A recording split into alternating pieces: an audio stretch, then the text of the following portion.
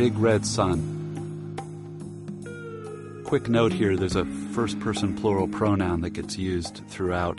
This piece was originally published bi-pseudonymously for weird reasons, and for equally weird reasons it really can't be changed now, so that's why the we and your correspondent stuff.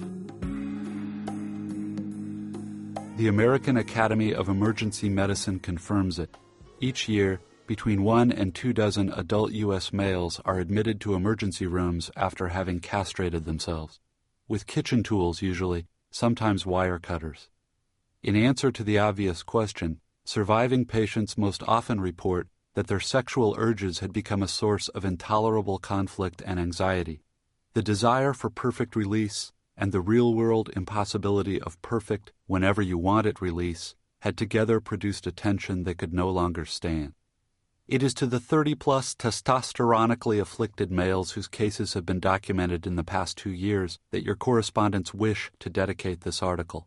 And to those tormented souls considering autocastration in 1998, we wish to say, stop, stay your hand, hold off with those kitchen utensils and/or wire cutters, because we believe we may have found an alternative. Every spring, the Academy of Motion Pictures Arts and Sciences presents awards for outstanding achievement in all aspects of mainstream cinema. These are the Academy Awards. Mainstream cinema is a major industry in the United States, and so are the Academy Awards. The awards' notorious commercialism and hypocrisy disgust many of the millions and millions and millions of viewers who tune in during prime time to watch the presentations. It is not a coincidence that the Oscars ceremony is held during TV's Sweeps Week. We pretty much all tune in, despite the grotesquerie of watching an industry congratulate itself on its pretense that it's still an art form, of hearing people in $5,000 gowns invoke lush cliches of surprise and humility scripted by publicists, etc., the whole cynical postmodern deal. But we all still seem to watch, to care, even though the hypocrisy hurts. Even though opening grosses and marketing strategies are now bigger news than the movies themselves, even though Cannes and Sundance have become nothing more than enterprise zones. But the truth is that there's no more real joy about it all anymore. Worse, there seems to be this enormous unspoken conspiracy where we all pretend that there's still joy. That we think it's funny when Bob Dole does a Visa ad and Gorbachev shills for Pizza Hut. That the whole mainstream celebrity culture is rushing to cash in and all the while congratulating itself on pretending not to cash in. Underneath it all, though, we know the whole thing sucks. Your correspondents humbly offer an alternative. Every January, the least pretentious city in America hosts the annual AVN Awards. The AVN stands for Adult Video News, which is sort of the variety of the U.S. porn industry. This thick, expensively designed magazine costs $7.95 per issue, is about 80% ads, and is clearly targeted at adult video retailers. Its circulation is approximately 40,000. Though the subline vagaries of entertainment accounting are legendary, it is universally acknowledged that the U.S. adult film industry, at $3.5 to $4 billion in annual sales, rentals, cable charges, and video masturbation booth revenues, is an even larger and more efficient money-making machine than legitimate mainstream American cinema. The latter's annual gross commonly estimated at $2 to $2.5 billion. The U.S. adult industry is centered in L.A.'s San Fernando Valley, just over the mountains from Hollywood. One porn production company, Caballero Home Video, has its headquarters in a big Van Nuys duplex whose other half is the soundstage for Beverly Hills 90210. Some insiders like to refer to the adult industry as Hollywood's evil twin, others as the mainstream's big red sun. It is no accident that Adult Video News, a slick, expensive periodical whose articles are really more like infomercials, and its yearly awards both came into being in 1982. The early 80s, after all, saw the genesis of VCRs and home video rentals, which have done for the adult industry pretty much what TV did for pro football. From the December 11, 1997 press release issued by AVN, everything that follows is a quotation, and by the way, it's verbatim. Quote, "The nominations for the 15th Annual AVN Awards were announced today. The passive mood here is a bit disingenuous. The release itself is announcing them. This year's awards show, commemorating AVN's 15th anniversary, celebrates history. Awards will be presented in a record 106 categories over a 2-night period. The adult industry released nearly 8,000 adult releases in 1997, including over 4,000 new releases, non-compilation. AVN reviewed every new release in every, and this is verbatim, category this past year, logging over 30,000 sex scenes. At, say, an average of 90 minutes per movie, this means that some person or persons put in 1.4 years of nonstop continuous porn viewing. Hence your correspondent's alternative for U.S. males so tortured by carnal desire that they are tempted to auto-neuter. Volunteer as a judge for the AVN Awards and spend 1.4 years gazing without rest at the latest in adult video. We guarantee that you will never thereafter want to see, hear, engage in, or even think about human sexuality ever again. Trust us on this. All 5 marginal and male print journalists assigned to cover the 1998 AVN Awards concur. Even just watching the dozen or so big or high-profile adult releases of the past year, Bad Wives, Zazelle, A Week and a Half in the Life of a Prostitute, Miscreants, New Wave Hookers 5, Seduce and Destroy, Buttman in Barcelona, Gluteus to the Maximus, fried everyone's glandular circuit board. By the end of the awards weekend, none of us were even having normal biological first thing in the morning or jouncy bus ride between hotels erections. And when approached even innocently by members of the opposite sex, we all now recoiled as from a hot flame, which made our party a kind of strange and challenging breakfast gig, according to our Sunday morning waitress. Still quoting here, by comparison, last year there were approximately 375 films eligible for the Academy Awards that these voters, meaning different voters from the AVN voters presumably, were required to see. AVN had to watch more than 10 times the amount of releases in order to develop these nominations. Usage and repetition here are verbatim again, though 4,000 divided by 375 is indeed over 10. Close quote.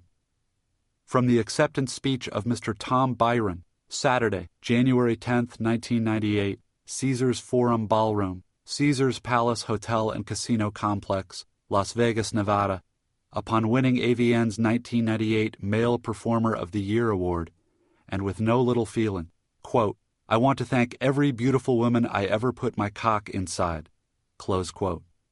Laughter, cheers, ovation. From the acceptance speech of Ms. Gina Fine, Ibid, upon winning AVN's 1998 Best Supporting Actress Award for her role in Rob Black's Miscreants, quote, Jesus, which one is this for? Miscreants? Jesus, that's another one where I read the script and said, oh shit, I am going to go to hell. Laughter, cheers. But that's okay, 'cause all my friends will be there too. Huge wave of laughter, cheers, applause. From the inter-award banter of Mr. Bobby Slayton, professional comedian and master of ceremonies for the 1997 AVNAs. Quote, I know I'm looking good though, like younger, 'cause I started using the special Grecian formula. Every time I find a gray hair, I fuck my wife in the ass. No laughter, scattered groans. Fuck you. That's a great joke. Close quote. Bobby Slayton, a gravelly-voiced Dice Clay knockoff who kept introducing every female performer as the woman I'm going to cut my dick off for, and who astounded all the marginal print journalists in attendance with both his unfunniness and his resemblance to every apartment complex coke dealer we'd ever met, is mercifully absent from the 1998 awards gala. The 98 MC is one Robert Schimmel, alumnus of In Living Color and a Howard Stern regular. Schimmel looks like a depraved, deeply tan Wallace Shawn and is no less coarse than Bobby Slayton, but a lot better. He does a pantomime of someone attempting intercourse with a love doll he's been too lazy to blow up all the way. He contrasts the woeful paucity of his own ejaculate with the concussive orgasms of certain well-known male performers. Mr. Peter North, in particular, delivers what seem more like mortar rounds than bioemissions, comparing these men's ejaculations to automatic lawn sprinklers and doing an eerie sonic impression of same. All of 1998's marginal print journalists are together at table 189 at the very back of the ballroom. Most of these reporters are from the sorts of men's magazines that sit shrink-wrapped behind the cash registers of convenience stores, and they are a worldly and jaded crew indeed, but Schimmel gets a couple of them, whose noms de guerre are Harold Hecuba and Dick Filth, laughing so uproariously that people at the anabolic video table nearby keep looking over in annoyance. At one point during a routine on premature ejaculation, Dick Filth actually chokes on a California roll. But all this is Saturday night, the main event, and there are a whole lot of festivities preceding Saturday's climax. The adult industry is vulgar. Would anyone disagree? One of the AVN Awards categories is Best Anal-Themed Feature. Another is Best Overall Marketing Campaign, Company Image. Irresistible, a 1983 winner in several categories, has been misspelled irresistible in adult video news for 15 straight years. The industry's not only vulgar, it's predictably vulgar. All the cliches are true. The typical porn producer really is the ugly little man with a bad toupee and a pinky ring the size of a Rolaids. The typical porn director really is the guy who uses the word class as a noun to mean refinement. The typical porn starlet really is the lady in lycra evening wear with tattoos all down her arms, who's both smoking and chewing gum while telling journalists how grateful she is to Wadcutter Productions Limited for footing her breast enlargement bill. And meaning it. The whole AVN Awards weekend comprises what Mr. Dick Filth calls an irony-free zone. But of course we should keep in mind that the word vulgar has many dictionary definitions and that only a couple of these have to do with lewdness or bad taste. At root, vulgar just means popular on a mass scale. It is the semantic opposite of pretentious or snobby. It is humility with a comb-over. It is Nielsen ratings and Barnum's axiom and the real bottom line. It is big, big business. 34-year-old porn actor Cal Jammer killed himself in 1995. Starlets Shauna Grant, Nancy Kelly, Alex Jordan, and Savannah have all killed themselves in the last decade. Savannah and Jordan received AVN's Best New Starlet Awards in 1991 and 1992, respectively. Savannah killed herself after getting mildly disfigured in a car accident. Alex Jordan is famous for having addressed her suicide note to her pet bird. Crewman and performer Israel Gonzalez killed himself at a porn company warehouse in 1997. An LA-based support group called PAW, meaning Protecting Adult Welfare, runs a 24-hour crisis line for people in the adult industry. A fundraiser for PAW was held at a Mission Hills, California bowling alley last November. It was a nude bowling tournament. Dozens of starlets agreed to take part. 200 or 300 adult video fans showed up and paid to watch them bowl naked. No production companies or their executives participated or gave money. The fundraiser took in $6,000, which is slightly less than 2/1,000,000ths of porn's yearly gross. As you know, if you've seen Casino, Showgirls, Bugsy, etc., there are really 3 Las Vegases. Binion's, where the World Series of Poker is always played, exemplifies the Old Vegas, centered around Fremont Street. Las Vegas's future is even now under late-stage construction at the very end of the Strip, on the outskirts of town, where U.S. malls always go up. It's to be a bunch of theme parkish, more family-oriented venues of the kind that De Niro describes so plangently at the end of Casino. But Las Vegas, as most of us see it, Vegas qua Vegas, comprises the dozen or so hotels that flank the Strip's middle. Vegas Populi, the opulent, intricate, garish, ecstatically decadent hotels, cathedra to gambling, partying, and live entertainment of the most microphone-swinging sort.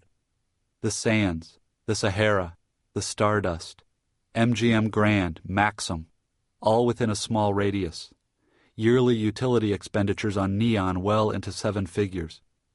Harrah's, Casino Royale, with its big 24-hour Denny's attached. Flamingo Hilton, Imperial Palace. The Mirage, with its huge laddered waterfall always lit up. Circus. Treasure Island, with its intricate facade of decks and rigging and mizens and vang. The Luxor, shaped like a ziggurat from Babylon of yore. Barbary Coast, whose sign out front says, "Cash your paycheck, win up to $25,000. These hotels are the Vegas we know. The land of Lola and Wayne, of Siegfried and Roy, Copperfield, showgirls in towering headdress, Sinatra's sandbox. most of them built in the 50s and 60s, the era of mob chic and entertainment cum industry. Half-hour lines for taxis, smoking not just allowed but encouraged, toupees and convention name tags and women in furs of all hue.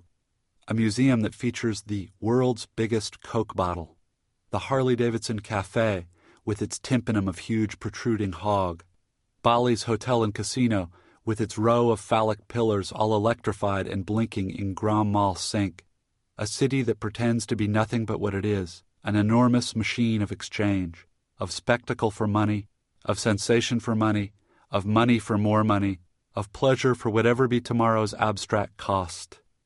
Nor let us forget Vegas's synecdoche and beating heart, its kitty corner from Bally's, Caesar's Palace, the granddaddy, as big as 20 Walmarts end to end, real marble and fake marble, carpeting you can pass out on without contusion, 130,000 square feet of casino alone, dome ceilings, clear stories, barrel vaults. In Caesar's Palace is America conceived as a new kind of Rome, conqueror of its own people, an empire of self. It's breathtaking. The winter's light rain makes all the neon bleed. The whole thing is almost too pretty to stand. There could be no site but Las Vegas's Caesars for modern porn's awards show. Here, the AVN Awards are just one more spectacle. Way more tourists and conventioneers recognize the starlets than you'd expect. Double takes all over the hotel. Even just standing around or putting coins in a slot machine, the performers become a prime attraction. Las Vegas doesn't miss a trick. The annual AVN Awards are always scheduled to coincide with the International Consumer Electronics Show, also known as CES, which this year runs from the 8th through the 11th of January. The CES is a very big deal. It's like a combination convention and talent show for the best and brightest in the world of consumer tech. Steve Forbes is here, and DSS's Thompson. Sun Microsystems is using this year's CES to launch its Personal Java 1.0. Bill Gates gives a packed house speech on Saturday morning. Major players from TV, cable, and merchandising host a panel on the short-term viability of HD TV. A forum on the problem of product returns by disgruntled customers seats 1,500 and is SRO. The CES as a whole is bigger than your correspondent's hometowns. It's spread out over 4 different hotels and has 10,000-plus booths with everything from the first ever full-text message pager in a wristwatch to the world's premier self-heating home satellite dish, the Snow and Ice Solution. But far and away the CES's most popular venue, with total attendance well over 100,000 every year, is what is called the Adult Software Exhibition. Yes, software is a funny misnomer here. It's going to be a constant temptation to keep winking and nudging and saying, no pun intended, or, as it were, after every possible off-color entendre, of which there are so many at the AVN Awards that your correspondents have decided to try to leave most of them to the reader's discretion as matters of personal choice and taste. This despite the fact that the CES itself treats the adult trade show kind of like the crazy relative in the family and keeps it way out in what used to be the parking garage of the Sands Hotel. This facility, a serious bus ride from all the other CES sites, is an enormous, windowless, all-cement space that during show hours manages to induce both agoraphobia and claustrophobia. A big sign says you have to be 21 to get in. The median age inside is 45, almost all males, nearly everyone wearing some sort of conventioneer's name tag. Every production company in the adult industry, from Anabolic to Zane, has a booth here. The really big companies have booths that are sprawling and multi-display and more like small strip malls. A lot of porn's top female performers are contract players, exclusive vendors to one particular production company. And one reason why a lot of the starlets seem kind of tired and cranky by Saturday night's awards gala is that they have spent much of the previous 72 hours at their company's CES booths, on their feet all day in vertiginous heels, signing autographs and posing for pictures and pressing all manner of flesh. The best way to describe the sonic environment at the 1998 CES is, imagine that the apocalypse took the form of a cocktail party. Male fans move through the fractal maze of booths in groups of 3 or more. Their expressions tend to be those of junior high boys at a peephole, an expression that looks pretty surreal on a face with jowls and no hairline. Some among them are video retailers, most are not. Most are just hardcore fans, the industry's breath and bread. A lot of them not only recognize but seem to know the names, stage names, and curricula vitae of almost all the female performers.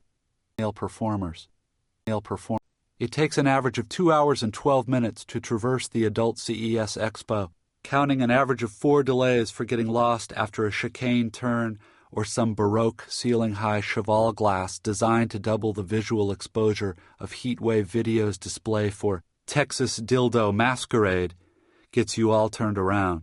Your correspondents are accompanied by Harold Hecuba and Dick Filth, who have very generously offered to act as guides and docents. And here is a random spatter of the things we see the first time we come in. A second-tier Arrow video starlet in a G-string poses for a photo, forked dorsally over the knee of a morbidly obese cell phone retailer from suburban Philadelphia. The guy taking the picture, whose CES name tag says "Hi" and that his name is Sherm, addresses the starlet as Babe and asks her to readjust so as to give us a little more bush down there. An elegant angel starlet with polyresin wings attached to her back is eating a Milky Way bar while she signs video boxes. Actor Stephen St. Croix is standing near the Caballero home video booth, saying to no one in particular, "Let me out of here. I can't wait to get out of here." St. Croix's background is that he apprenticed as a mason but then couldn't get union work. He's got great, dark, satanic-looking eyebrows and has won several AVN Awards. Adult video stores all have a distinctive smell, a mix of cheap magnetic tape and disinfectant, and the Sands' former parking garage is rank with it. Asian businessmen move through the aisles in dense, graceful packs and are assiduously cheery and polite. A young guy in a full-color Frankenstein t-shirt is spray-painting cartoon flames on an actress's breasts at the Sin City booth. The actress, an obscure one, not even Filth and Hecuba know her name, has normal-sized breasts, and there's not much of an audience. Producer/director Max Hardcore draws a way bigger crowd at the Max World booth, where one of his girls is squatting on the countertop masturbating with the butt of a riding crop. Max's video's promotional posters have him carrying a girl in mini-shorts over his shoulder against the backdrop of various city skylines. The pitches at the bottom say, "See pretty girls sodomized in manners most foul. See cum-splattered girls too stupid to know better." Max is a story all to himself, according to Harold Hecuba. Dick Filth and a porn executive dressed entirely in Campbell Nightwatch plaid are smoking cigars and keep holding their cigars up together and comparing the ash to see which one has the cleanest burn. A lot of the industry males and even some of the starlets are also smoking cigars. 1998 is definitely the year of the cigar. The starlets are all dressed in either extremely formal cocktail or else abbreviated latex/vinyl/lycra ensembles. Heels are uniformly sharp and ultra-high. Some of the starlets are so heavily made up they look embalmed. They tend to have complexly coiffed hair that looks really good from 20 feet away, but on closer inspection is dry and dead. Someone who is either sometime performer Jeff Marton or bizarro sleaze filmmaker Gregory Dark is doing sleight-of-hand tricks with his trademark fedora, meaning both men habitually wear fedoras. Whoever he is, he has a goatee. Harold Hecuba also has a goatee. Dick Filth has more like a soul patch. Hecuba and Filth, longtime industry journalists, know everybody here and keep getting stopped and drawn into conversations. These delays, during which your correspondents sort of stand there awkwardly at the edge of the conversation and try to look around as if they too know people here and are waiting only to spot them in the crowd before they go off and get into their own involved conversations, have not been included in the 132-minute adult CES traversal average. This year, a good 75% of the males in and around the porn industry appear to be sporting variants of the goatee. Dick Filth reports that a couple years ago the big industry trend was heavy metal, and that everyone at the adult CES had very long hair and wore black tank tops and iron crosses, etc. Next to the outlaw video booth, a starlet in a gold lame spaghetti strap gown, chewing gum and blowing large blue bubbles, is being videotaped by a disabled fan whose camera and parabolic mic are bolted to the arm of his wheelchair. The starlet is pointing to the tattoos on her left arm and appears to be explaining the origin and context of each one. At the Vivid Video multi-booth complex, Vivid is one of the industry's great powers, a company famous for having billboards that sometimes cause traffic accidents in downtown LA. Miss Taylor Hayes has what is probably the longest autograph and flesh press line in the entire Sands garage. Taylor is major league pretty. She looks like a slightly debauched Cindy Crawford, and an oversized monitor suspended from the ceiling over the Vivid area shows clips of her scantily clad and dancing amid dry ice fumes. There's a berm of boxed videos on the floor by the counter and a huge man with a visor and handheld credit card machine on Taylor's right flank as she greets each fan like a long-lost relative. According to Dick Filth, Taylor is both a genuinely nice person and a consummate pro. The booth for Explore Media, a company known for its Southern Bells video series and Orgy for World Peace website, is arresting because all the execs at Explore seem to be under 25, and the booth's atmosphere is that of a fraternity party in its third straight day. One young bald guy is unconscious in a fetal position on the counter, and some wag has glued all sorts of feathers and flaccid plastic two-headed dildo-ish things to his skull. Explore's auteurs are two brothers, trust fund babies from a Connecticut suburb of New York City. Their names are Farrell and Moffett Timlake. Farrell, who wears 12-hole Doc Martens and cargo pants and what's either a very light parka or very heavy sweatshirt with a hood that stays up at all times, is a particular cause celeb at the 98 CES because he's apparently a friend of the two guys who do South Park, and these guys are rumored to be in Vegas and to possess tickets to tonight's awards banquet. Here, if you're interested, is Dick Filth's out-loud, on-site, peripatetic expansion regarding the camaraderie between Explore and South Park. Quote, Explore is kind of an anomaly type of thing in the porn business. By and large, the industry is still run by these dim, grim, cigar-smoking numbnutses who'll just stare blankly at you if you should ever even attempt a bon mot or whatnot. You get me? In contrast to how Explore are more of your hippie-ish, dope-smoking bunch of Gen Xers who are always up for a good gag. Like after Trey, meaning Parker, the graining-type figure behind South Park, and Farrell became pals via Parker's hanging out at Explore to do research for his and Matt Stone's Orgasmo, an upcoming movie about which your correspondents know nothing. Explore was doing a video shoot at Buck Henry's place. Explanatory details unavailable. Everyone simply acts as though Buck Henry's place being available for hardcore porn shoots were a matter of wide and public knowledge. Richard Dreyfuss and I think Carrie Fisher also were at the shoot. But no kidding, according to Filth, who your correspondents rather hope has a good attorney. And, as a goof, Trey and Farrell decide to switch identities, get it? So Trey pretends to direct, doing it in big drama queen persona. I want more ass shots, goddammit, type of thing. While Farrell hung back and pretended to take notes. Get it? Then later at one point Trey orders Farrell, as Trey, to perform, because, Farrell performs sometimes too, under the name Tim Lake. Tim Lake, get it? And Farrell did, puts down the notebook and phone and robes and dives right in, which you can understand this completely freaks out the assembled legit showbiz types. They're like, I can't believe the guy from South Park is having sex in front of a camera. Then at one point Trey gives the video rig to Carrie Fisher, no kidding, he really says this, and tells her to try and do the close-ups as they're getting close to money. Definitions of industry jargon upcoming. Type of thing. Get me? What a couple of yucks. End quote. Everyone without exception is sweating. At all but a few of the booths, contract starlets treat the fans with the same absent, rigid-faced courtesy that flight attendants and restaurant hostesses tend to use. You can tell how bored the performers are by the way their faces light up when they see someone they know. Well over half the industry's current superstars are in this huge room. The average professional lifespan of a female performer is 2 years. Males, though lower paid, tend to last much longer in the business, sometimes decades. The infamous T.T. Boy is here, standing alone with his trademark glower. The boy, who is rumored to bring a semi-automatic pistol with him to the set, and who was featured in a 1995 New Yorker article that was full of lines like, quote, a porn shoot is an intricately delineated ecology. Mr. Vince Voyer is on hand, as are Seth Gecko, Jake Steed, Serenity, Missy, and Nick East.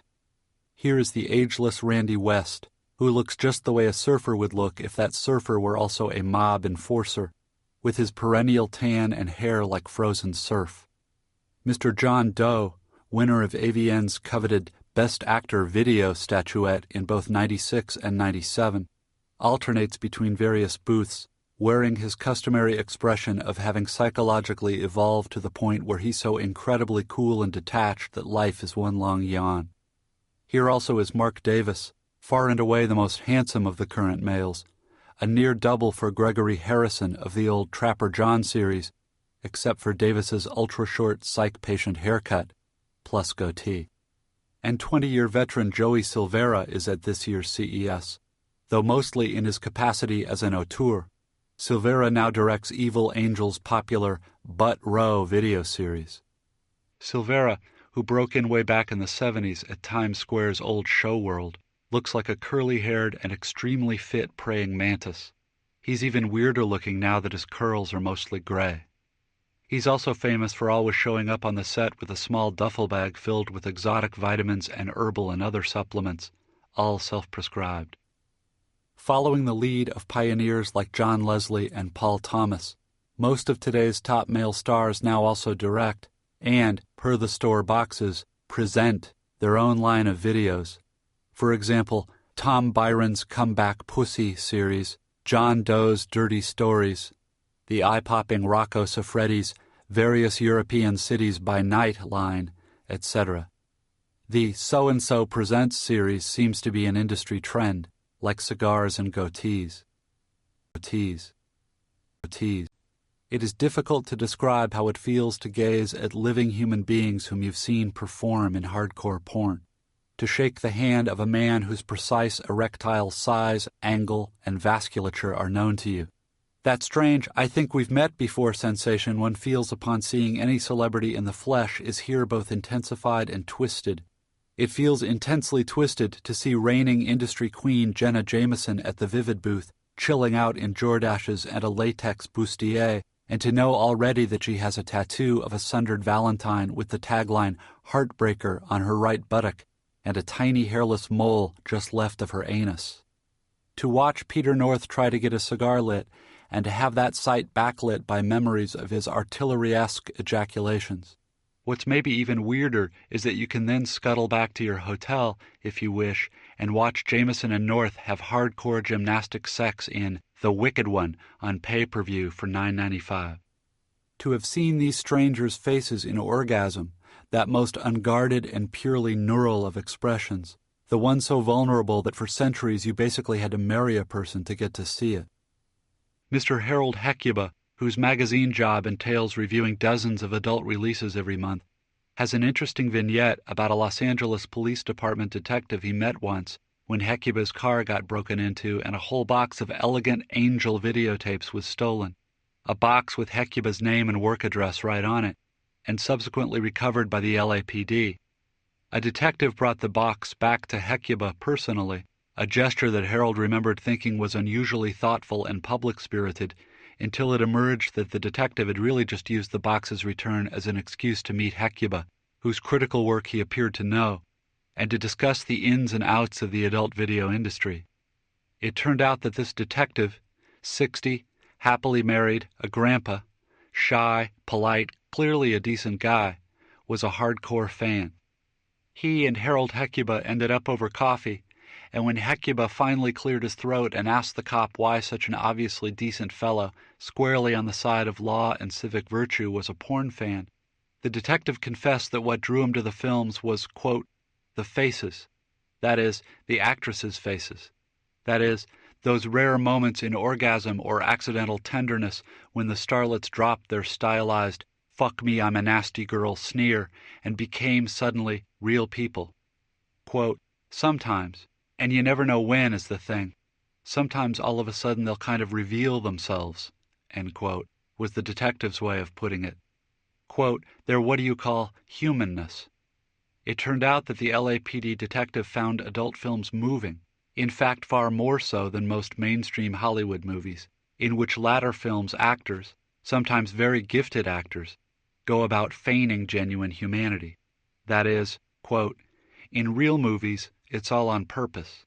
I suppose what I like in porno is the accident of it. Close quote.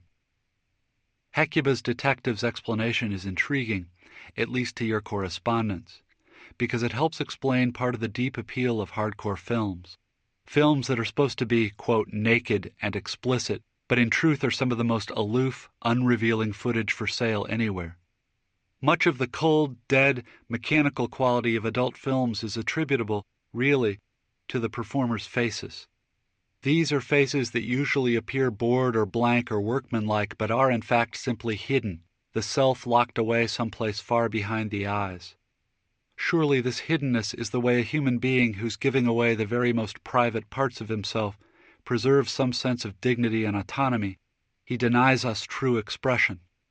You can see this very particular bored, hard, dead look in strippers, prostitutes, and porn performers of all locales and genders. But it's also true that occasionally, in a hardcore scene, the hidden self appears. It's sort of the opposite of acting. You can see the porn performer's whole face change as self-consciousness, in most females, or crazed blankness, in most males, yields to some genuinely felt erotic joy in what's going on. The sighs and moans change from automatic to expressive. It happens only once in a while, but the detective is right. The effect on the viewer is electric. And the adult performers who can do this a lot can allow themselves to feel and enjoy what's taking place, cameras or no, become huge, legendary stars. The 1980s Ginger Lynn and Keisha could do this, and now sometimes Jill Kelly and Rocco Siffredi can. Jenna Jameson and T.T. Boy cannot. They remain just bodies. This weirdness may account for some of the complex emotional intercourse taking place between the performers and fans at the adult CES.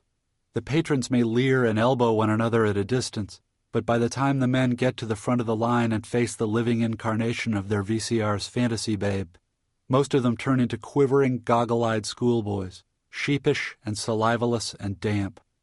The same thing evidently happens at the hundreds of strip clubs all over the country where porn starlets appear as featured dancers for 5 figures a week, according to Filth, and do photos and autographs after the show. Quote, most of these guys become incredibly nervous when I come up to them, veteran starlet Shane has explained. Quote, I'll put my arms around a guy and his whole body will be trembling. They pretty much do whatever I tell them to do. Close quote. The whole industry now has this oddly reversed equation. The consumers are the ones who seem ashamed or shy, while the performers are cocky and smooth and 100% pro. It is no longer the 1980s, and the Mies Commission mentality that led to a major crackdown on video porn is long gone. Federal task forces and PTA outrage are now focused on the internet and kiddie porn. But today's adult industry is still hypersensitive about what it perceives as fascist attacks on its First Amendment freedoms. A specially prepared trailer now runs before many higher-end adult videos, right between the legal disclaimer on the product's compliance with or exemption from Title 18 U.S. Code Section 2257, and ads for phone services like 1-900-666-FUCK. Against shots of flowing flags and the Lincoln Memorial, a voiceover says stuff like, quote, censorship goes against our Bill of Rights and the founding principles of this country. It is an attempt on the part of the government to legislate morality and to stifle free expression. Whether the framers of the U.S. Constitution might, in their very wildest imaginations, have been able to foresee things like Anal Virgins 8 or 1-900-666-FUCK when they were thinking of expression they wanted to protect, is obviously a thorny question and outside this article's purview. Still quoting, this new, quote, legal morality is dangerous to all Americans. Vote for those who believe in limiting government intrusion into your personal affairs. Vote against government control of your life and home.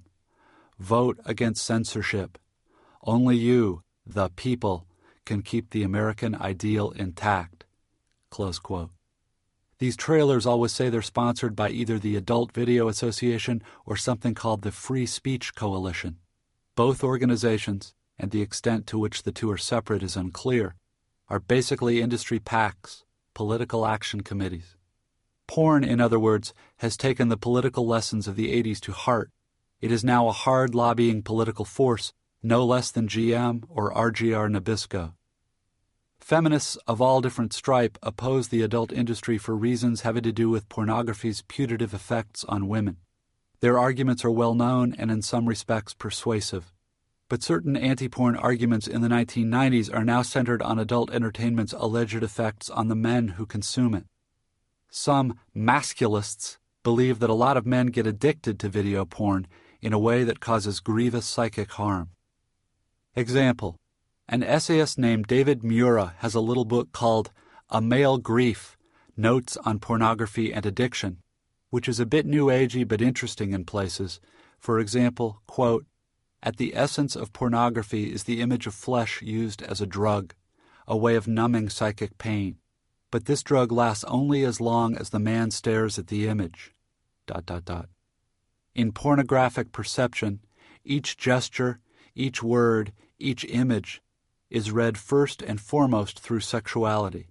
Love or tenderness, pity or compassion become subsumed by and are made subservient to a, quote, greater deity, a more powerful force. The addict to pornography desires to be blinded, to live in a dream. Those in the thrall of pornography try to eliminate from their consciousness the world outside pornography, and this includes everything from their family and friends or last Sunday's sermon to the political situation in the Middle East. In engaging in such elimination, the viewer reduces himself. He becomes stupid." Close quote. This kind of stuff might sound a little out there, maybe, until one observes the eerie similarity between the eyes of males in strip clubs or stroke parlors and the eyes of people in their fifth hour of pumping silver dollars into the slot machines of the Sands Casino. Or maybe until one's seen firsthand the odd kind of shock on the faces of CES patrons, seeing performers now in the flesh, complete with chewing gum and chin pimples and all the human stuff you never see, never want to see, in films. Maybe just a little bit more here on the whole scene at the adult CES, which is a whole lot more of a rub elbows type venue than the stylized award ceremony is going to end up being.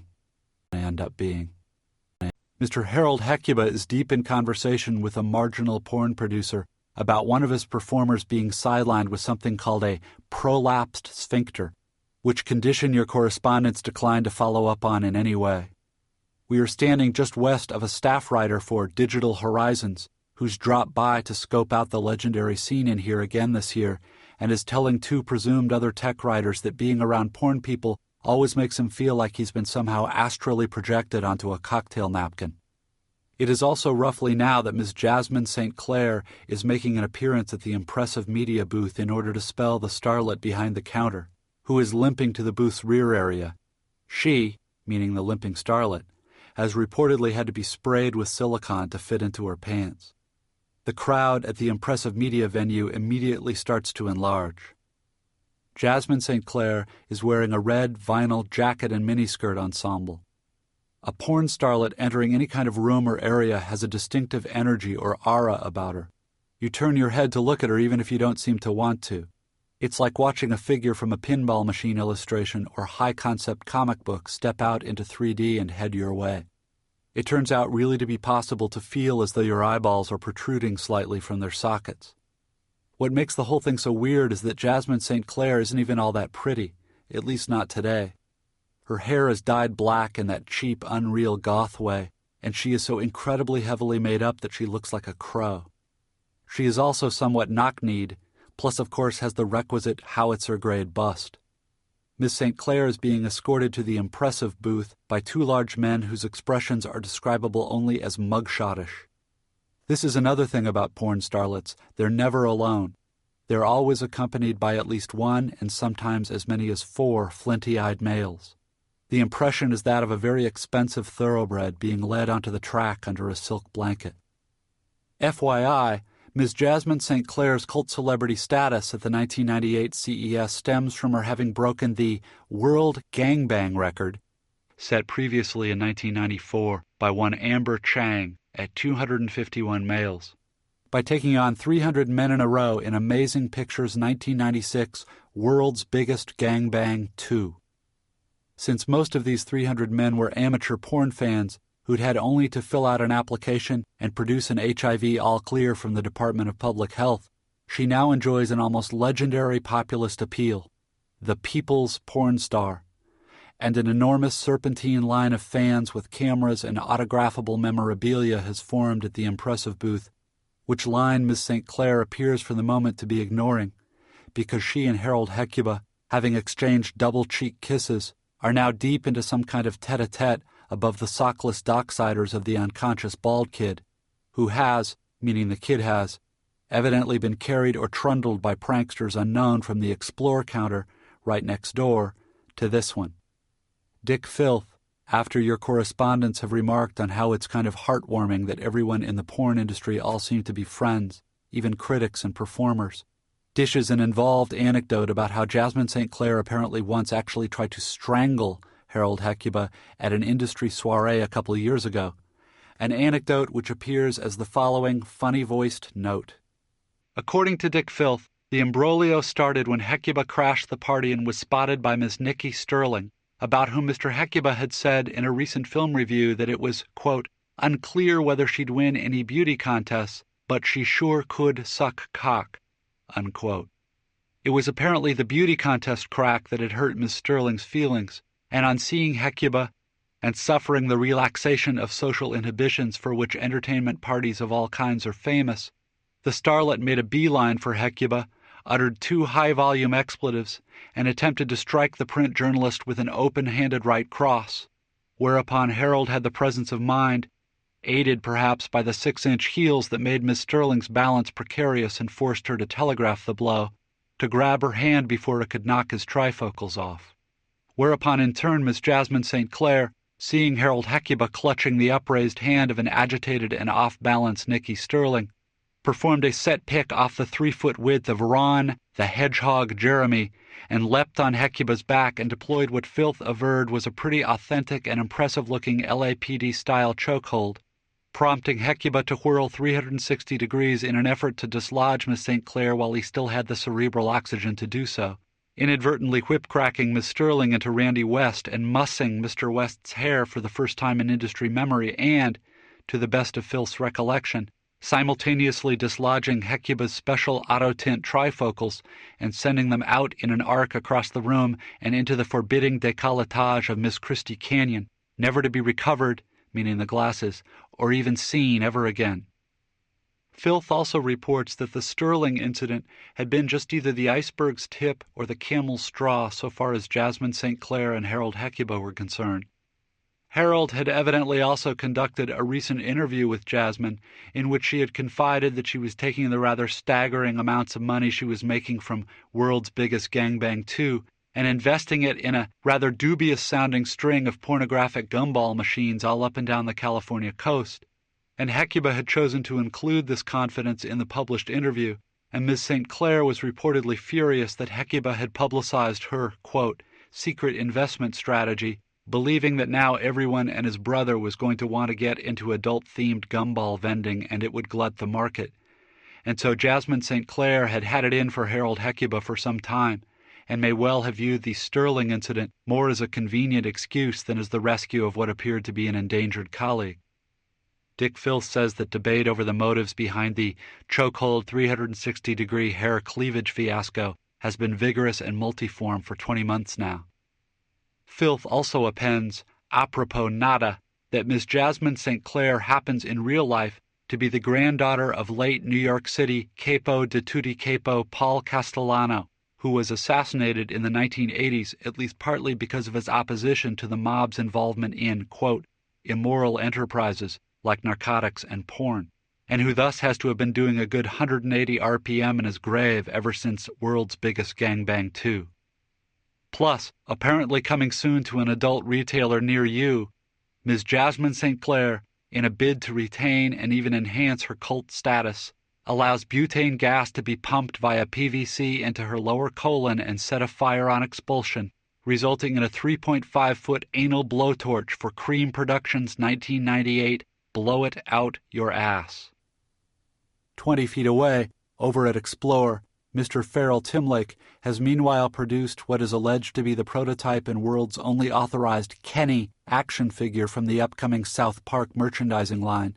14 inches tall, kind of heavy for a doll, with hood up and face obscured, not unlike Farrell Timlake's own hood and face, and is entertaining some of the impressive media crowd spillover by manipulating the doll's limbs to simulate its, quote, toking a bone. A bone. A bone.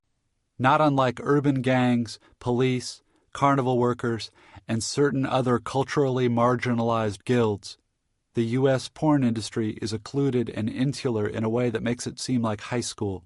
There are cliques, anti-cliques, alliances, betrayals, conflagratory rumors, legendary enmities, and public bloodlettings, plus involved hierarchies of popularity and influence. You're either in or you're not. Performers, being the industry's fissile core, are of course in.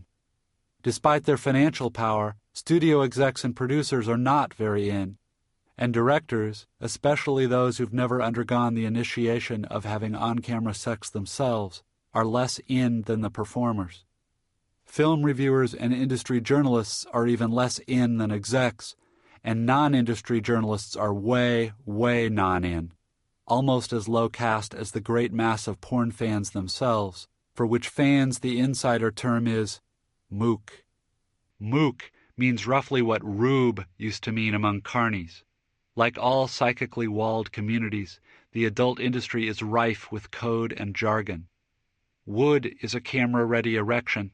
Woodman is a dependably potent male performer. And waiting for wood is a discreet way of explaining what everybody else in the cast and crew is doing when a male performer is experiencing wood trouble, which latter term is self-evident. SS means a sex scene. A DP is a double penetration, wherein a starlet's vagina and rectum are simultaneously accessed by two woodmen. See, for example, 1996's semi-classic NYDP Blue. Certain especially stoic and or capacious actresses are apparently available for triple penetrations, but these performers are rare and so, thankfully, are TPs. Tush and bush denotes a film with both anal and vaginal SSs. Skeet, noun/verb, is a term used for both the act of male orgasm and the material thereby emitted. Note, however, that both Harold Hecuba and Dick Filth aver that one of their big challenges as reviewers is to keep coming up with lively and evocative synonyms for semen. Money, short for money shot, is a successfully filmed male orgasm, which of course 100% of the time takes place external to the female partner. For example, a facial is a money whose skeet is directed onto the partner's cheek or forehead. Girl signifies a sapphic SS, which every single hetero film seems to require at least one of. Beam denotes a straight-on, deep-focus view of a dilated and wood-ready orifice. A B-girl is a second- or third-tier porn actress who's lower paid than a starlet and is usually available for more perverse, degrading, or painful SSs. Fluff, verb, is unfilmed oral activity designed to induce, maintain, or enhance a woodman's wood, and high-end porn films used to employ what were actually called fluff girls, who were usually B-girls in waiting. Exercise. Use at least 8 of the predominant adult industry terms in a well-formed English sentence. Sample solution. After a kind of long wait for wood, a B-girl fluffed the rookie woodman into a state where he could take part in a DP-SS whose frequent beams required maximum wood. And after a shaky start, the SS ended up in a spectacular double facial in which the starlet really displayed her professionalism by managing to stay enthusiastic even though some of the skeet went in her right eye. The foregoing is meant to help explain how exactly your correspondents ended up in porn titan Max Hardcore's personal suite at the Sahara and got to hang out in the suite's living room with Max, certain of his crew, porn starlets Alex Dane and Caressa Savage, and 2 B-girls, which is to say that it was actually Harold Hecuba and Dick Filth who were invited to hang out in the suite on Friday afternoon, but your correspondents clung almost like papooses to their backs, and the burly Max World production assistant wasn't quick enough about slamming the door. So your correspondents were, for a couple hours, at least logistically speaking, in. For a regular civilian male, hanging out in a hotel suite with porn starlets is a tense and emotionally convolved affair. There is, first, the matter of having seen the various intimate activities and anatomical parts of these starlets in videos heretofore and thus, weirdly, feeling shy about meeting them. But there is also a complex erotic tension. Because porn films' worlds are so sexualized, with everybody seemingly teetering right on the edge of coitus all the time and it taking only the slightest nudge or excuse, a stalled elevator, an unlocked door, a cocked eyebrow, a firm handshake, to send everyone tumbling into a tangled mass of limbs and orifices. There's a bizarre unconscious expectation/dread/hope that this is what might happen in Max Hardcore's hotel room. Your correspondents here find it impossible to overemphasize the fact that this is a delusion. In fact, of course, the unconscious expectation/dread/hope makes no more sense than it would make to be hanging out with doctors at a medical convention and to expect that at the slightest provocation everyone in the room would tumble into a frenzy of MRIs and epidurals. Nevertheless, the tension persists, despite the fact that the actresses are obviously tired and disassociated from the day's CES. The female performers seem, in truth, not just uncommunicative but downright surly. How much of this is trade show fatigue, and how much is the stony demeanor of insiders toward all outsiders is anyone's guess. They are all in post-CES mufti, baggy jeans and cotton halters and big fuzzy slippers, etc. Without their makeup and appurtenances, Savage and Dane look even prettier. The B-girls do not. They all spend most of the time on the suite's long vinyl couch watching a syndicated Seinfeld triple header. Plus, it emerges, they're somewhat sore. It turns out that Max Hardcore is shooting one of his, quote, Gonzo porn spectaculars right here at the 1998 Consumer Electronics Show, using the CES as a hook and backdrop, and the girls have been alternating CES booth duty and riding crop shenanigans with a tight and SS-intensive filming schedule. Max, being a firm believer in the fait accompli method of filmmaking, has not yet gotten around to chatting with the CES's administration about his featuring the world's biggest consumer tech trade show by name in a "See Pretty Girls Sodomized in Manner's Most Foul" video. Mr. Max Hardcore, also known as Max Steiner, also known as Paul Steiner, nay Paul Little, is 5 foot 6 inches and a very fit 135. He is somewhere between 40 and 60 years old and resembles more than anything a mesomorphic and borderline psycho Henry Gibson. He is wearing a black cowboy hat and what has to be one of very few long-sleeved Hawaiian shirts in existence anywhere. Once the production assistant guarding the door mellows out and introductions are made, Hecuba managing to drop the name of this magazine several times in one sentence, Max reveals himself to be a genial and garrulous host and offers everybody disposable plastic cups of vodka before settling in with your correspondents to discuss what for Max are the most pressing and relevant issues at this year's AVN Awards, which issues are the career, reputation, personal history, and overall life philosophy of Mr. Max Hardcore. Pioneered, depending whom you talk to, by either Max Hardcore or John Buttman Stagliano, Gonzo has become one of this decade's most popular and profitable genres of adult video. It's more or less a cross between an MTV documentary and the Hell panel from Bosch's Garden of Earthly Delights. A Gonzo film is always set at some distinctive locale or occasion: Daytona Beach at spring break, the Cannes Film Festival, etc. There's always a randy and salivous host talking directly to a handheld camera. Well, and we're here at the Cannes Film Festival, and it looks like there's going to be lots of excitement. John Travolta and Sigourney Weaver are supposed to both be in town, and there's also the world-famous beach, and I'm told there's always some real seriously good-looking little girls at the beach, so let's us head on down. That's the approximate lead-in to a recent Max at Cannes Gonzo, a type of signature lead-in that Max refers to with a 56-tooth grin as, quote, always mercifully brief. And please note the little girls at the beach thing, because this is another of Max's professional signatures, the infantilization of his video's females as dramatic foils for his own film persona, which is always that of a sort of degenerate uncle or stepdad. Then the shaky but ever-focused camera heads on down to the ocean or mall or CES or whatever, scoping out attractive women, especially their bottoms, it seems, in the gonzos of Max, Buttman, Mr. Ben Dover, and Butt Rose Joey Silvera, while the host moans and chews his knuckle in lust. Then pretty soon host and camera start actually coming up to the women they've been looking at and engaging them in little cameo interviews full of sideways leers and salacious entendres. Some of the interviewees are actual civilians, but some are always what Max refers to as ringers, meaning professional porn actresses. And so the viewer is treated to the classic frat house fantasy of moving via just a couple of singles bar, hey there babe, lines, from scoping out an attractive woman to having wild and anatomically diverse sex with her, all while one of his buddies captures the whole thing on tape. So let's observe that whereas traditional, quote-unquote dramatic porn videos simulate the 100% sexualization of real life, namely by creating a kind of alternative real world in which everyone from secretaries to firemen to dental hygienists is always just one prompt away from frantic intercourse, Gonzo videos push the envelope by offering the apparent sexualization of actual real life, by, for instance, combining real footage of babes on the Cannes beach with scripted footage of seduction and explicit sex.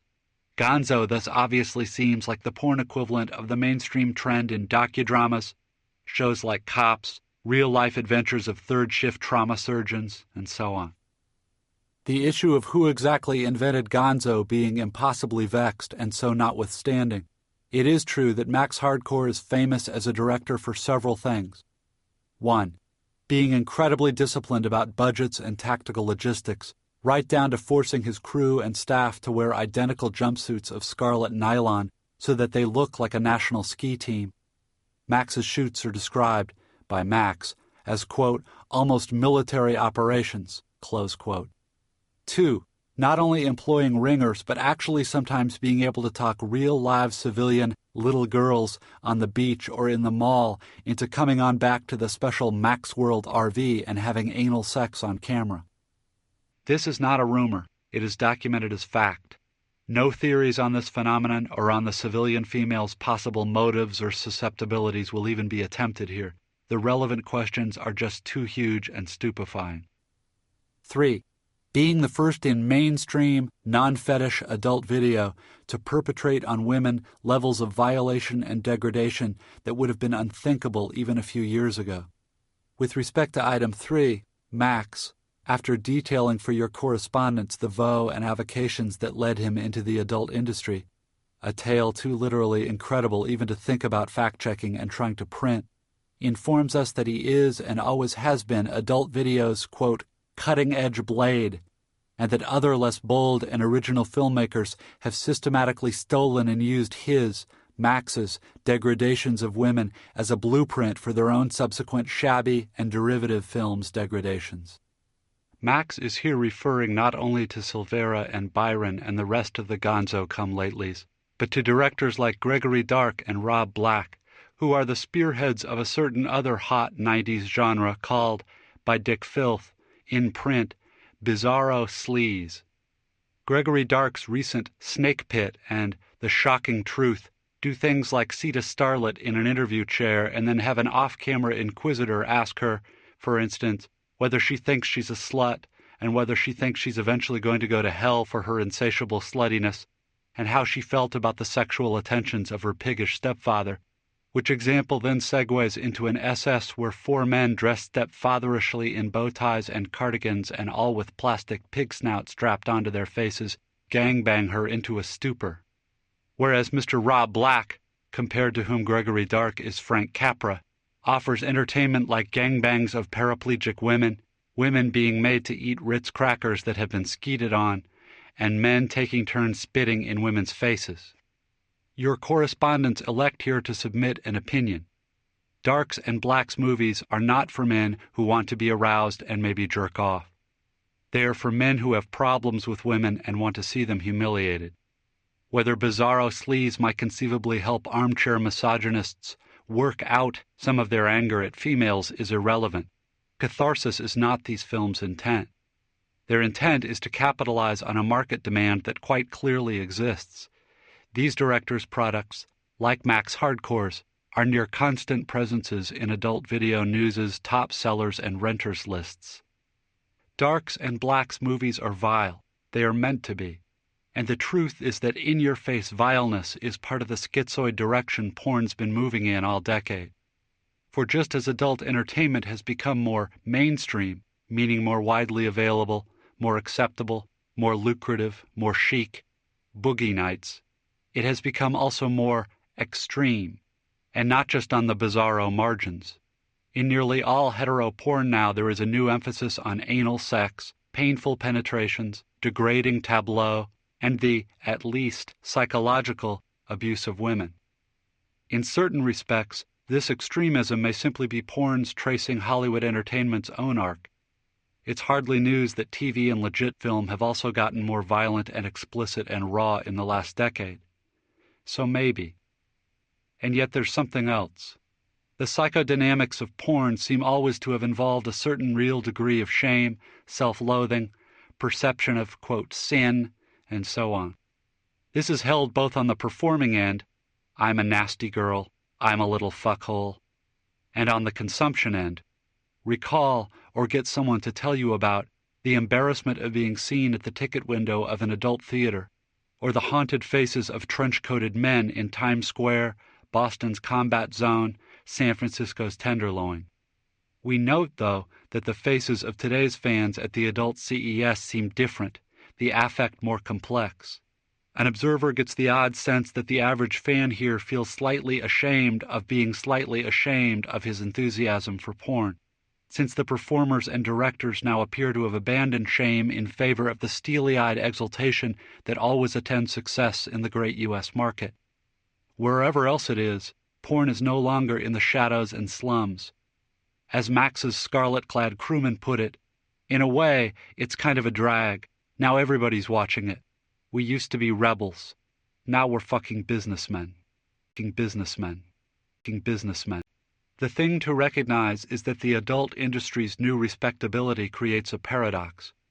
The more acceptable in modern culture it becomes, the farther porn will have to go in order to preserve the sense of unacceptability that's so essential to its appeal. As should be evident, the industry's already gone pretty far, and with reenacted child abuse and barely disguised gang rapes now selling briskly, it is not hard to see where porn is eventually going to have to go in order to retain its edge of disrepute.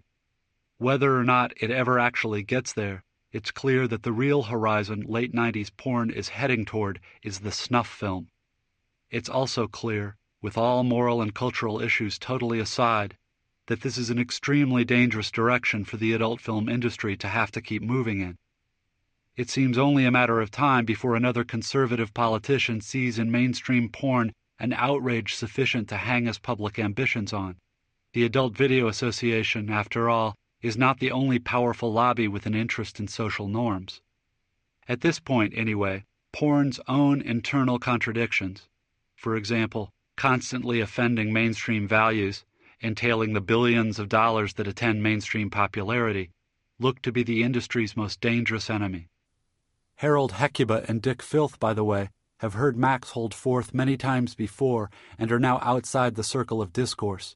Filth in the bathroom for what seems like a peculiarly long time, Hecuba on the couch with the actresses hashing out the implications of Seinfeld's retirement for NBC's '98 lineup.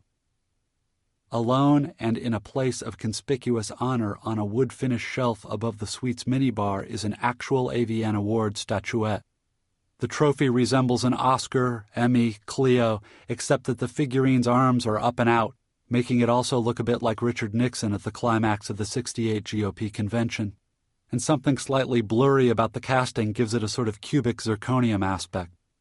Whether the statuette is heavy and solid versus hollow and little leaguish remains unknown. There is no invitation to touch or heft it. One of the B-girls on the couch is now either laughing or weeping into her hands at something Harold Hecuba has said. Her bare shoulders heave. It would be totally fantastic if the Seinfeld rerun on the huge TV were the episode about everybody trying to refrain from masturbating, but it isn't. Asked by one of your correspondents what he won this AVN award on the shelf for, Max Hardcore slaps his knee. I fucking stole it. It's now that hard middle-distance inspection reveals that the Max Hardcore on the metal strip at the trophy's base has been scratched in by someone who is not a professional engraver. It looks done with a screwdriver, in fact. Max expands on the statuette caper. Shut inexplicably out of the awards for years, he last year, upon exiting the stage, he's always a presenter every year, which he regards as the AVNA's way of twisting the emotional blade, he espied in the wings a large cardboard box filled with blank and unused AVN Award statuettes. Here, your correspondent's suspicion that the AVNA statuettes are bought in bulk, possibly hot, feels somehow confirmed.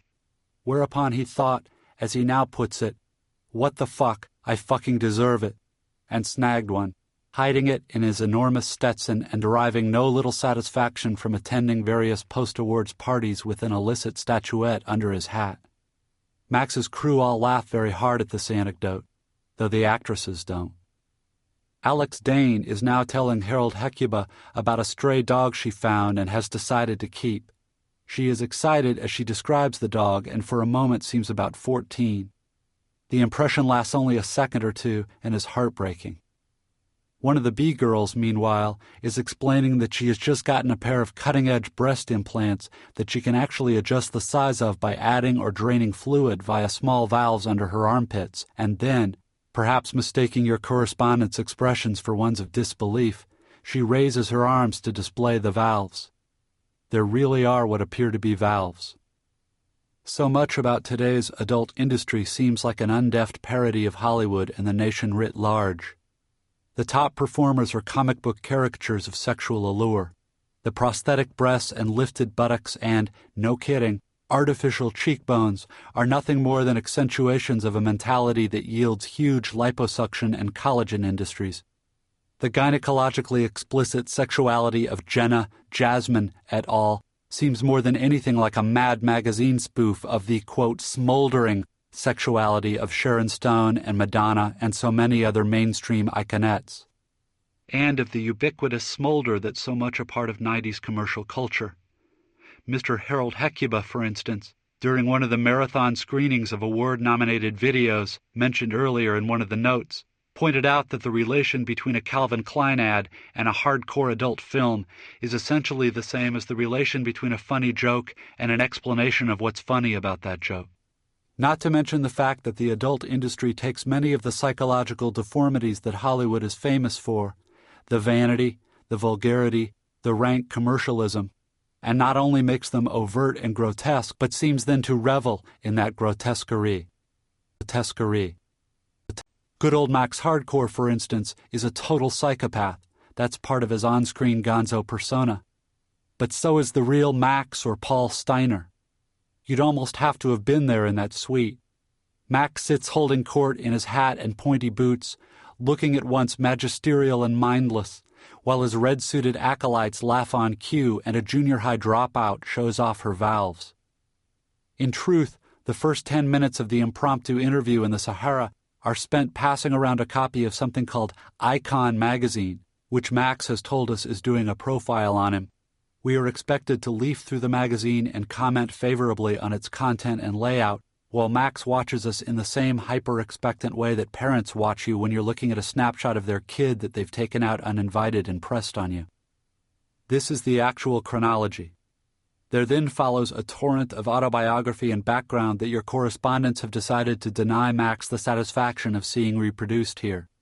After which is a kind of Max 101-like survey of personal philosophy and Gonzo theory and the statuette anecdote. The vodka is top shelf and the plastic cups dusty. Then one of the starlets decides that she's hungry, and Max insists on escorting her down to the Sahara's restaurant and wants everybody else to come along, which eventually results in the B-girls and crewmen and your correspondents all standing there awkwardly at the maitre d's podium, while Max personally conducts the starlet to her table and pulls out her chair and tucks a serviette into her cleavage and pulls out a platinum-plated money clip and announces in a voice audible to everyone in the restaurant and foyer that he, quote, wants to take care of the little girl's damages in advance, and shoves bills into the hanky pocket of the maitre d's tuxedo and then leaves her there by herself and herds us all back out and into the elevator and jabs impatiently at the button for his suite's floor, almost jumping up and down with fury at the elevator's delay. And we're all rushed back up to the suite because it's occurred to Max that he wants to show your correspondent something from this week's filming that he thinks will sum up his particular porn genius better than any amount of exposition could. And then, reseated, he starts flipping through a notebook to find something. He says, what it is we got this one little girl back in the trailer, and after some face-fucking, fellatio, very energetic French kissing, and reaming her asshole, and, like your standard depravities, we get her to stick a pen, no, a what-do-you-call? Crewman, magic marker. Max, magic marker, stick it up her asshole and write all this stuff, unquote. Holding up the notebook, open to a page. Again he has us pass it around. I'm a little fuckhole is thereon written in a hand, so to speak, that seems impressively legible, considering. Dick Filth makes a waggish inquiry about future film plans involving this girl and a typewriter, but Max doesn't laugh. We notice that Max never laughs at a joke he hasn't told, and so neither does anyone else. Doubtless most of this is going to get cut by Premiere, but it's worth also observing when this magazine's assigned photographer, who's also gotten in here with us this afternoon on Hecuba and Filth's coattails, begins wondering aloud about the possibility of getting some good portraits at the awards of winners holding their statuettes. The way Max right away jumps in with his idea of the perfect photo for the title page of this very Premiere magazine article.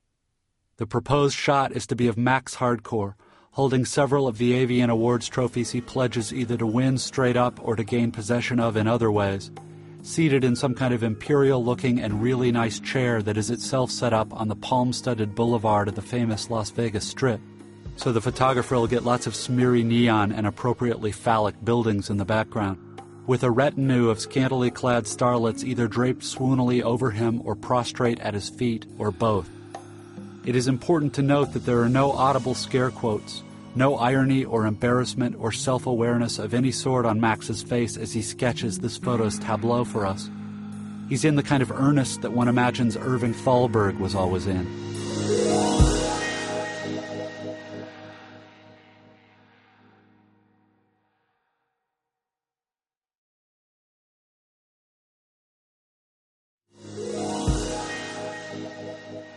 Your correspondents immediately begin to lobby hard for Max's idea, figuring that the photo would make a great illustration for the story of Max's proposing this very photo. That is, that it would point up the megalomania far more powerfully than mere reportage. But the Premiere magazine photographer, who is no actor, does such a poor job of disguising his repulsion at Max's self-regard that the atmosphere of the whole suite gets stilted and complexly hostile, and the rest of the interview is kind of a fizzle yield. And overall, Dick Filth said that we failed, in his phrase, to, quote, penetrate to the core of the essence of what it is to be Max Hardcore, close quote. Apparent pun accidental, although one of your correspondents, on receiving Filth's overall review in the fleeing taxi, responded that surely we had penetrated as far into the core of Max as any sentient organism could ever want to penetrate. Filth's subsequent rebuttal, which consisted mainly of a long string of unsubstantiatable Max Hardcore stories, is, for basic legal reasons, here omitted. The 15th annual AVN Awards are actually split over 2 consecutive nights, a tactic that Max H. thought the legitimate Oscars would do well to emulate. Quote, get all the bullshit out of the way the first night, best packaging, marketing, best gay, shit like that. Who wants to sit through that shit? Close quote. Held in a different, slightly smaller Caesar's Palace ballroom, Friday's awards show is indeed brisk. The ephemeral categories include Best Videography, Best Screenplay, Best Art Direction, Best Music. Each category's nominees are listed in the program, but only the winners are announced on stage, and they're announced 4 at a time, and applause is discouraged, and the master of ceremonies keeps telling the quartets of winners that, quote, if you'll come on up quickly and help keep things moving, it'll help us out a lot. Friday's only food is big wheels of vegetables and dip near the cash bar. The MC is not headliner Robert Schimmel, but a hypomanic guy named Dave Tyree, whose interpolated banter is 78 RPM and consists of stuff like, if God didn't want us to jerk off, he would have made our arms shorter.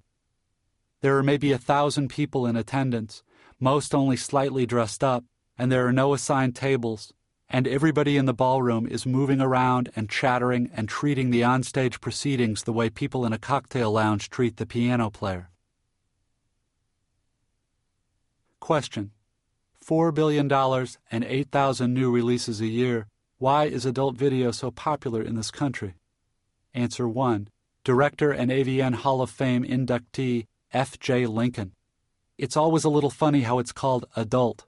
What it really is, you get to be a kid again. You roll around and get dirty. It's the adult sandbox. Answer 2. Veteran woodman Joey Silvera. Dudes, let's face it, America wants to jerk off. Answer 3. Industry journalist Harold Hecuba. It's the new Barnum. Nobody ever goes broke overestimating the rage and misogyny of the average American male. Answer 4. Porn starlet Jacqueline Lick. I think a lot of fans are very lonely people. Question: there don't seem to be a whole lot of condoms used in hardcore scenes. Answer: Harold Hecuba. Never have been. They're viewed as a turnoff. This business is about engineering fantasies. Question: but even just venereally, all these anal shenanigans and everything, is there much worry in the industry about HIV? Answer: Harold Hecuba. There's not as much worry about AIDS now. Everybody gets tested on a schedule. Question: what about herpes? Answer: Harold Hecuba. I think it's rampant. Last year's Best Sex Scene in a Film winner Vince Voyer's real name turns out to be John LaForme. Rhetorical question: how, if one's real name was John LaForme, could that person possibly feel the need for a nom de guerre? Mr. Tom Byron describes being able to tumesce and ejaculate more or less on demand as an exercise in, quote, control, like meditation or surfing. It's like a gymnast staying on the balance beam. You practice enough, you can do anything. Mr. Tom Byron, by the way, who broke into the industry in the mid-'80s as a young man whose adolescent skinniness and howdy-doody-ish aspect were as compelling and distinctive as his penis, is now having the same weird thing happen to his face that Christopher Walken seemed to have happen to his face sometime after The Dead Zone. It's not just that Byron's freckles are now gone or that his eyes have taken on a dead menace. The actual skin of his face has become shiny and sort of plasticized looking, overtaut in the way a death mask is overtaut. For anyone who remembers what Byron looked like as a kid fresh out of the University of Houston, his face now, after 13 years at the top of his trade, is a chilling contradiction of the industry's claim that it's all about pleasure and unfettered play.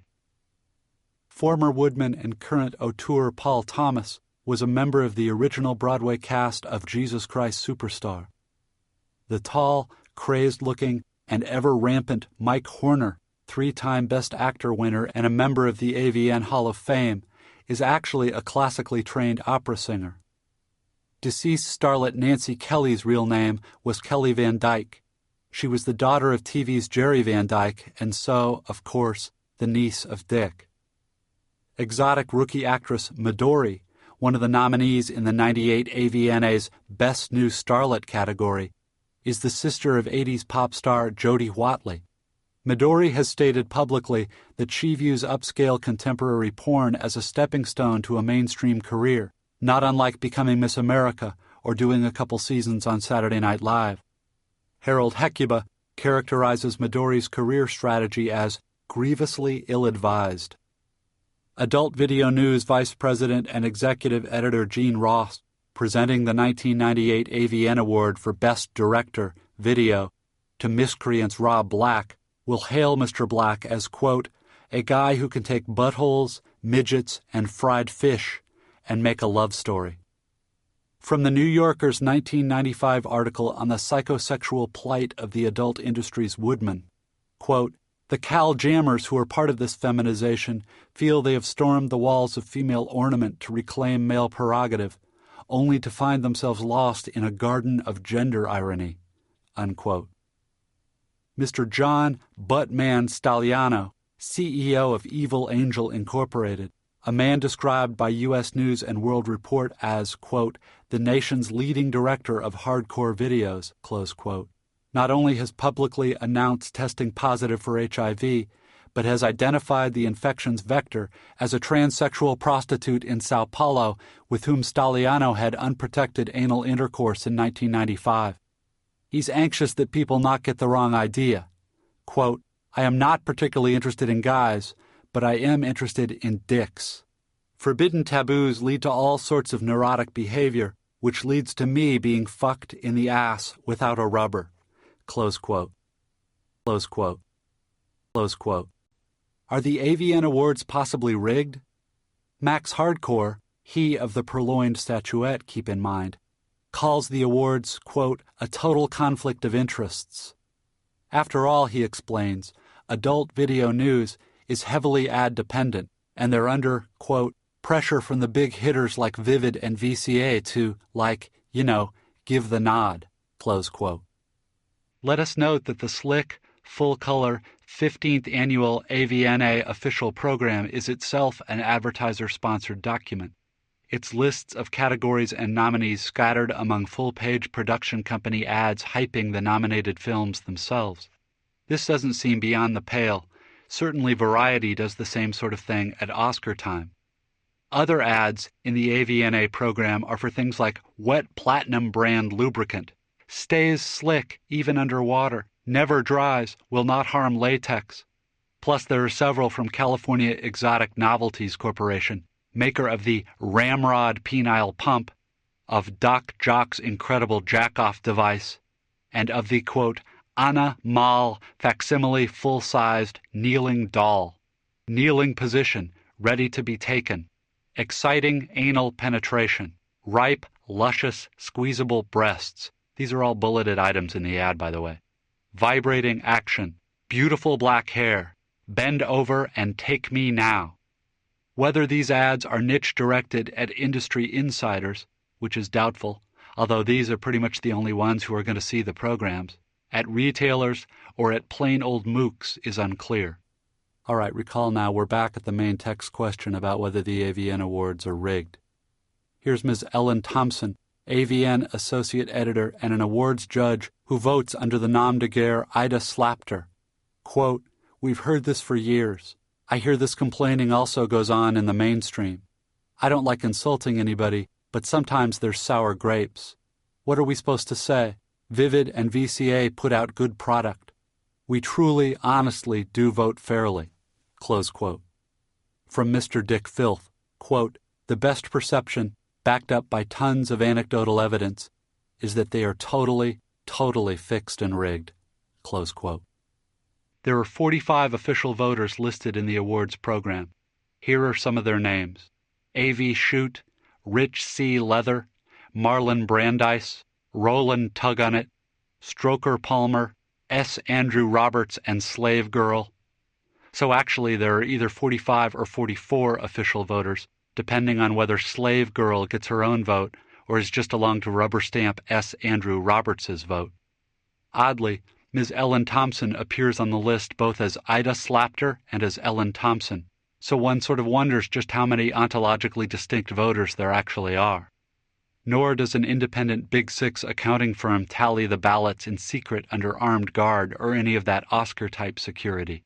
According to Slapter/Thompson, the awards voting is secret, but the completed ballots are all turned in to Paul Fishbein and Gene Ross, who are the publisher and vice president, and Fishbein a co-owner of Adult Video News, and who thus have an obvious interest in happy sponsors and healthy ad revenues. The whole thing inspires something less than rock-solid confidence. Saturday's the big night, the banquet, the onstage entertainment, the headline awards. See and be seen.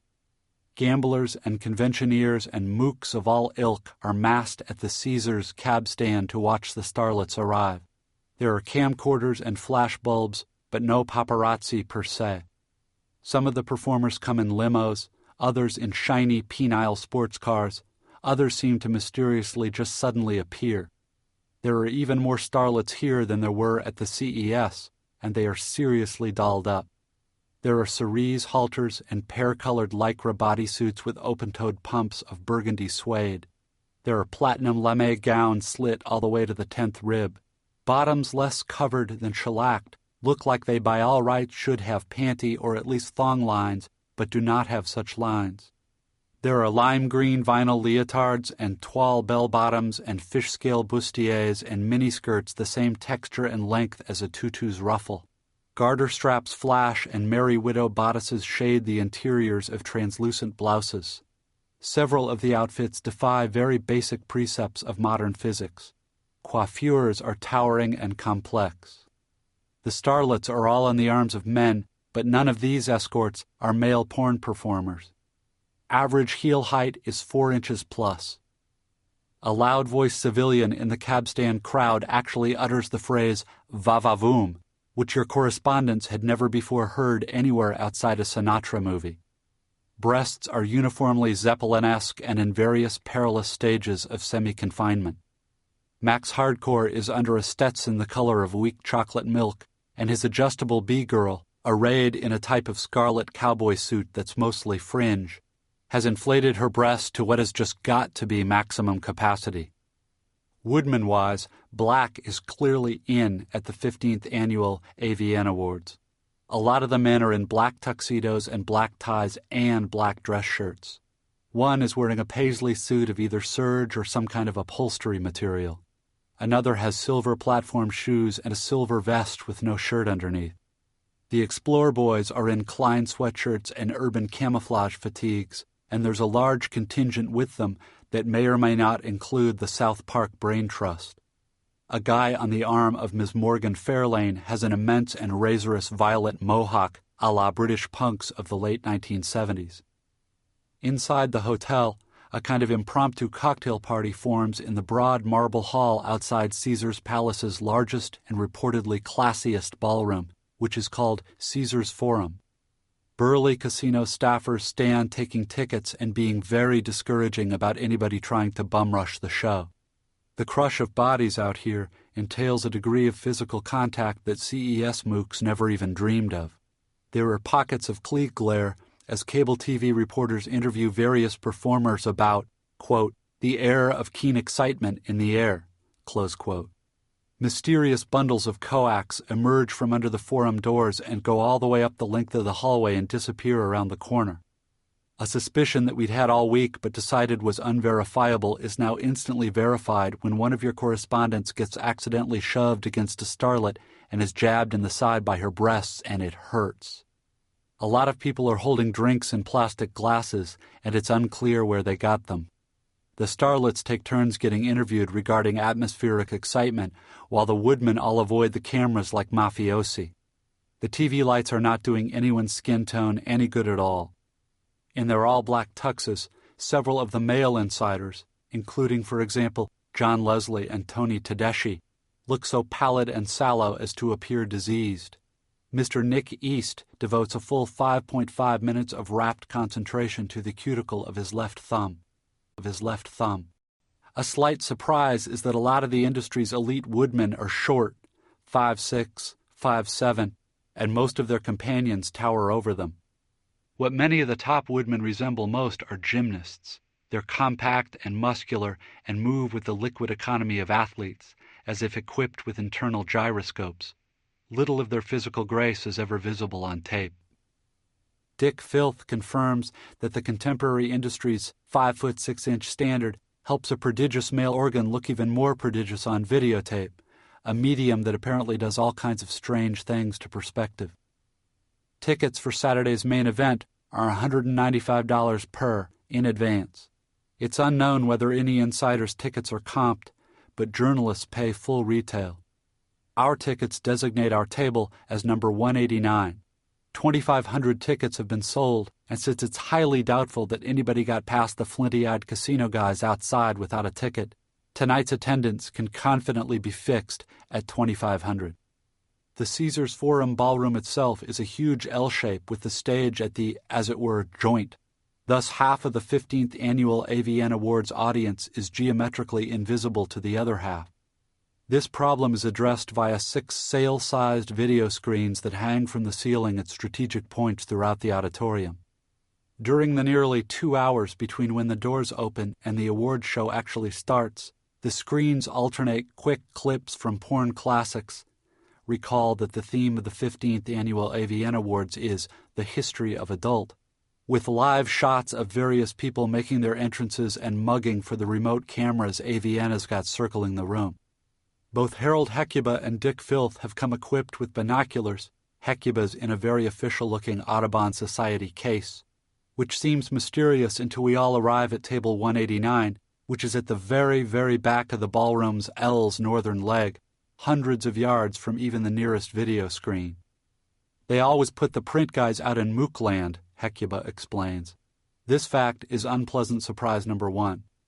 Unpleasant surprise number 2 is the supper the $195 ticket includes, which turns out to be buffet steam table style and might best be described by inviting you to imagine a very cosmopolitan and multi-ethnic hospital cafeteria. There is something deeply surreal about standing behind a female performer in hot pink peau de soie, a woman whose clitoris and perineum you have priorly seen, and watching her try to get a microwaved egg roll onto her plate with a cocktail fork. Several of the male insiders, we now notice, have brought in their own picnic hampers. Now moving with laden plate to a table near us is a man in a full-body leopard skin suit whose way of acknowledging people he knows is to point at them rather than waving at them. On his arm is a bee-girl in a body stocking made of what appears to be a very densely woven net. 2 Astral Ocean contract starlets have on identical copper-colored beaded gowns with myriad lengthwise slits in the skirt parts fronts and backs and sides, so that as they walk to their table their upper halves look normal and their lower halves seem to be passing through an infinity of bead curtains. Obviously, the whole scene is overwhelming. The average American rarely gets to see aerobic leg warmers with 4-inch spike heels. The Caesars Forum ceiling is the color of rancid meringue.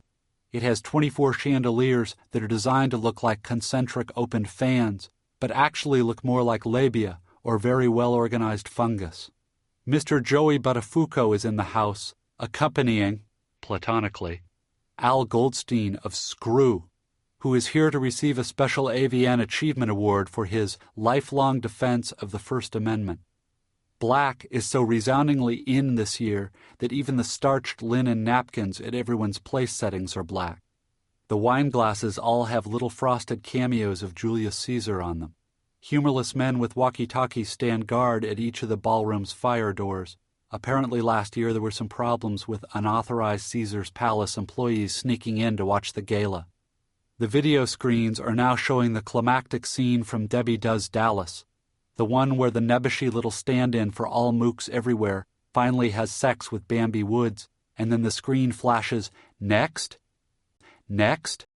The South Park boys are indeed in attendance, up at table 37 with Farrell and the Explorer coterie. There are also rumors that Boogie Nights auteur Paul Thomas Anderson possesses a ticket to the gala and might show up.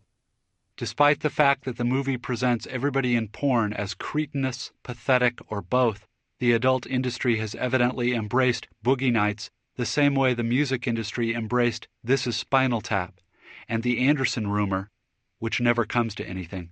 If Paul Thomas Anderson ever shows, it's deeply incognito, generates the least cynical enthusiasm of the evening.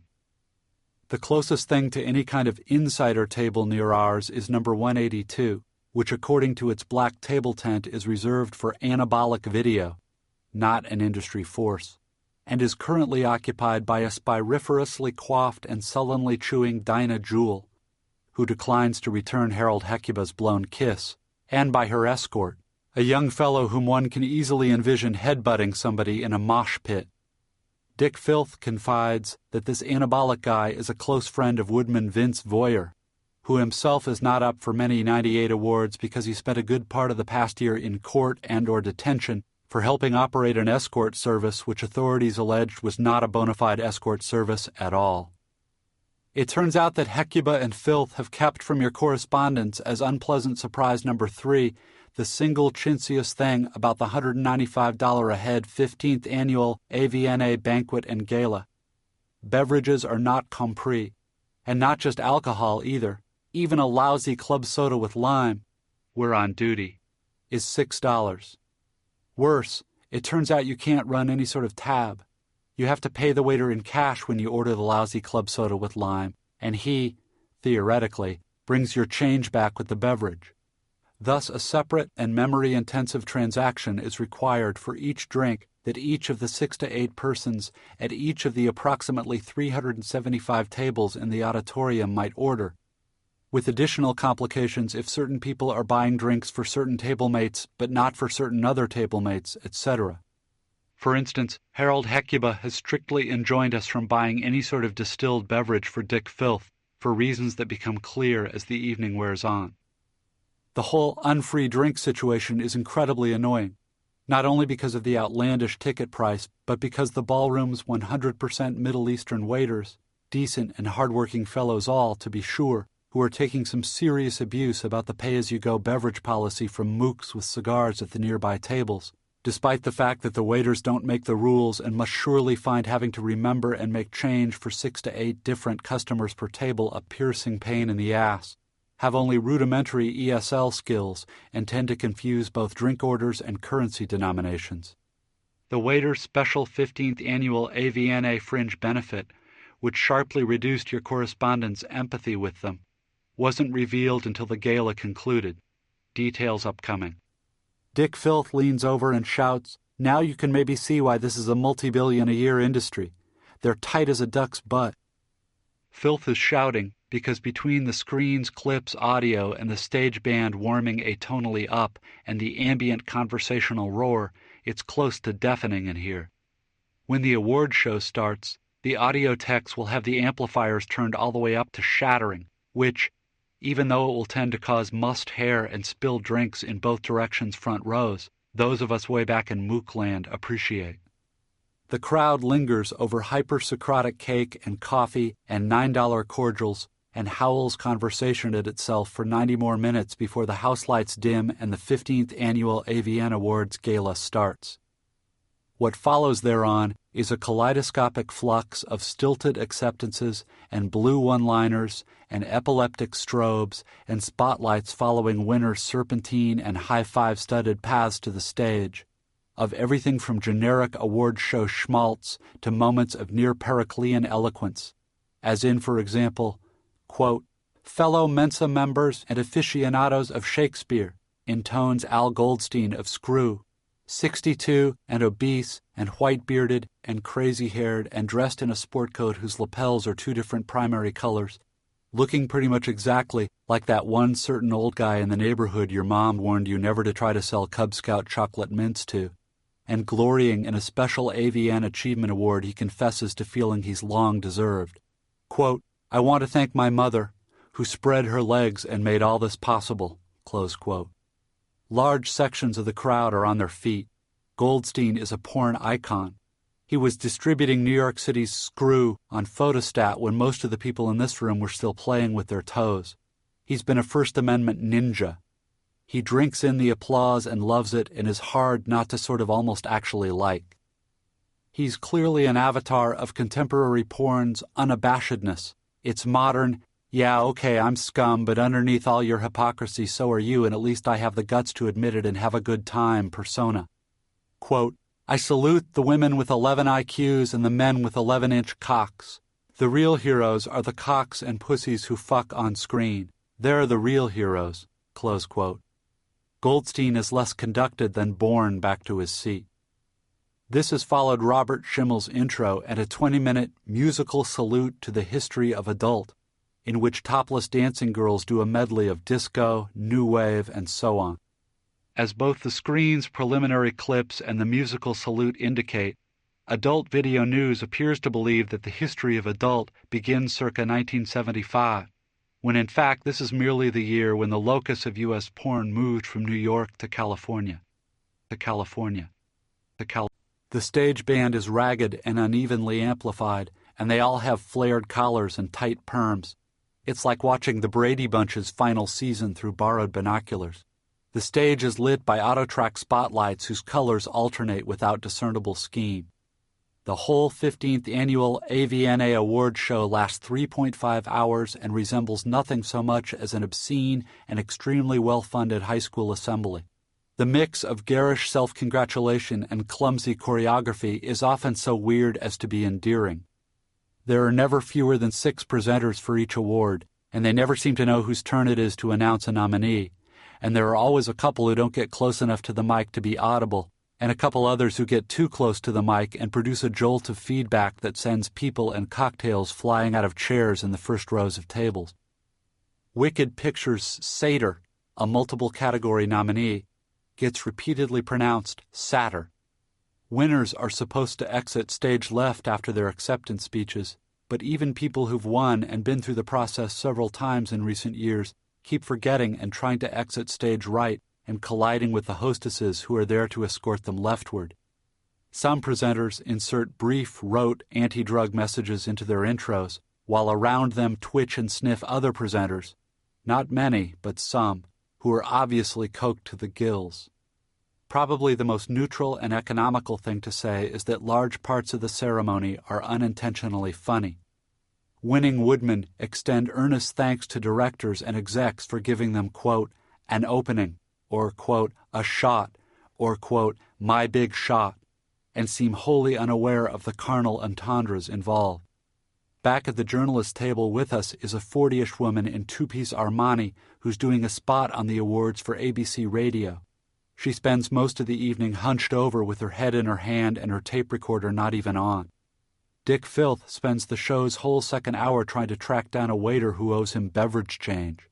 AVN's Gene Ross pays tribute to 1998's Male Performer of the Year by saying, quote, you haven't lived until you've seen Tom Byron's wrinkled nuts on a 70-inch TV screen, close quote. Rob Black's Miscreants keeps getting nominated in category after category, and time and again there's a frantic caucus at the podium about the correct pronunciation of miscreant, complete with a couple of presenters audibly whispering what in the fuck is the word even supposed to mean. Nobody mispronounces sodomania, though, we notice. To be fair, some of the nominated products' titles are genuinely confusing. Triple Penetration Debutante Sluts 4 is up for Most Outrageous Sex Scene, along with Wild Bananas on Butt Row and 87 and Still Bangin', but loses out to a scene the program entitles Anal Food Express from a video called My Girlfriend's Girlfriend. There is no will left to inquire about Anal Food Express, much less about the gynecological logistics of a triple penetration. By this time, your correspondents are slumped in opposite directions in their chairs, only slightly less fried than the lady from ABC Radio. Paul Thomas's Bad Wives wins Best Film. Evil Angel's Buddha wins Best Shot on Video Feature. The Best Foreign Release statuette goes to something European called President by Day, Hooker by Night. Bad Wives also wins Best Actress/Film for Deanna Loren, Best Supporting Actress/Film for Melissa Hill, and Best Anal Sex Scene/Film for Loren and Stephen St. Croix. Yes, Best Anal Sex Scene/Film is a real category. There's also Best Anal Sex Scene/Video, Best Group Sex Scene/Film and /Video, Best All-Girl Sex Scene, Best Gay Sex Scene, Best Foreign Sex Scene, Best Tease Performance, and something called Best Solo Sex Scene, etc., etc. Hence the award show's extreme and numbing length. There's a total 104 categories overall, plus 3 Special Achievement Awards, an AVN Breakthrough Award, and 16 new inductees to the already engorged AVN Hall of Fame. Best compilation tape honors go to The Voyeur's Favorite Blowjobs and Anals. David Cronenberg's mainstream Crash comes out of absolutely nowhere to win something called Best Alternative Adult Feature Film. Ms. Stephanie Swift wins Best Actress/Video and tells the crowd, "Thanks, everybody. My gangbang was a blast. Though Ms. Swift won for Miscreants, she is here actually alluding to her and director Rob Black's real breakthrough video in 1997, Gangbang Angels, which is essentially a one-woman show and features the year's most infamous scene. 12 woodmen line up and do an about-face, and Stephanie Swift performs analingus on each in turn. She then kneels and assumes a prayerful or compliant posture as the 12 men all do a right face and form a moving line and take turns hawking and spitting very carefully in her face. Max Hardcore, to Table 189's immense and unkind delight, doesn't win one single thing.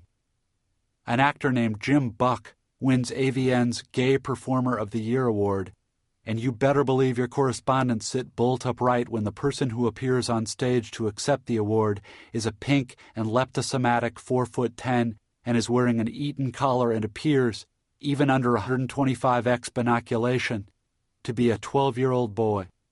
And it turns out it is a 12-year-old boy. It's Jim Buck's little brother. Quote, Jim can't be here tonight because he's performing in a Shakespeare festival in New Orleans, the little boy says.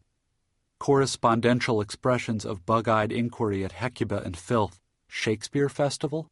Sending a prepubescent relative to collect your Excellence in Film Sodomy prize? Are met with bemused shrugs. Quote, but I'm here to thank you on his behalf and to say that I taught Jim everything he knows. Close quote. Enormous audience laugh and ovation. Single spasmodic shudder from hunched ABC radio lady.